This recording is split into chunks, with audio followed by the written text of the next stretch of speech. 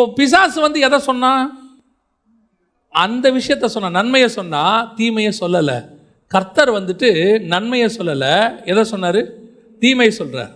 ஏன் அப்படின்னா, நன்மையை சொல்ல வேண்டிய அவசியம் இல்லை, அது வந்தால் நன்மை.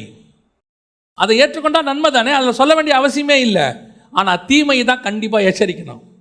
100 ஃபீட் ரோடு இருக்குது, ஹைவேஸில் நீங்கள் போகிறீங்க, நடுவில் ஒரு ஸ்பீட் பிரேக்கர் இருக்குது. கண்டிப்பாக நீங்கள் அங்கே என்ன பண்ணணும்? ஒரு போர்டு வைக்கணும். ஒரு ஸ்பீட் பிரேக்கர் இருக்குது, பொறுமையாக செல்லவும், இல்லைன்னா ஆக்சிடென்ட் ஆகிடும். அதே நேரத்தில் ரோடு நல்லா இருக்குது, 110 நீங்கள் போகலாம், 100 போகலான்னு வச்சுக்கோங்க. அங்கே போர்டு வைக்க வேண்டிய அவசியம் இல்லை. ரோடு நல்லா இருக்குது, வேகமாக போங்க அப்படின்னு அவசியம் இல்லை. அந்த ரோடு நல்லா இருந்தால் நம்மளே என்ன பண்ண போகிறோம்?